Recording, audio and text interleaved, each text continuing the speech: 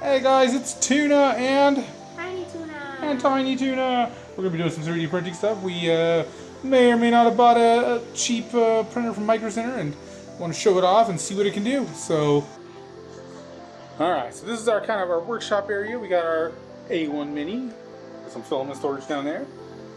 Over here, we've got our X1C. Ignore the CR6. I may have a video later. That was one of my first printers. We spin over here to the right. And we've got an Ender 3 V3. It's doing TBU that apparently really needs to be dried. Let's come back to that. We've got an FL Sun Super Racer, an Elegoo that I'm waiting for parts on, and a printer we got from Microcenter. It is a Biqu Hurakan. With discounts, we got it for less than $100. So we are going to see what we can do. It is Clipper based, and it has Wi-Fi and all the bells and whistles. We got it for like 90 bucks. So let's see what it can do.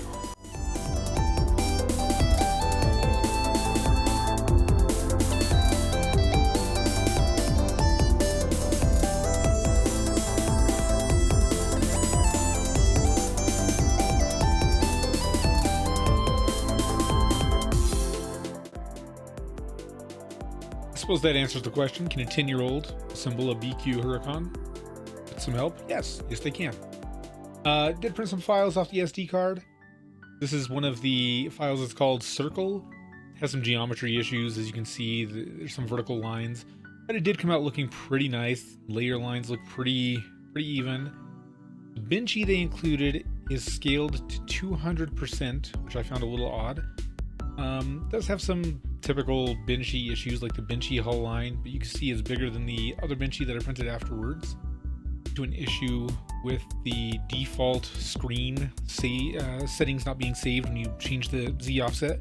So I did have to go into Clipper and manually change those settings. And then we have the Benchy I printed afterwards using the default Orca slicer profile. Still came out pretty nice. Printed it 30 millimeters a second.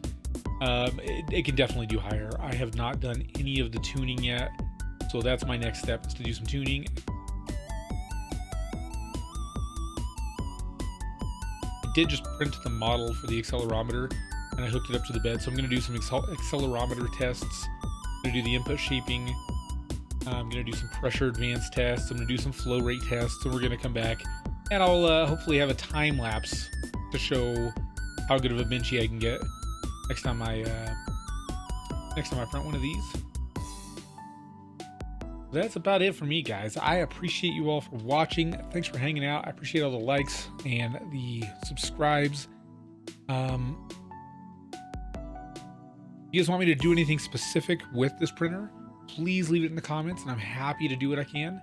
I'll also upload my Orca Slicer settings once I get them complete up on GitHub, and I'll share a link. I hope everybody has a wonderful day.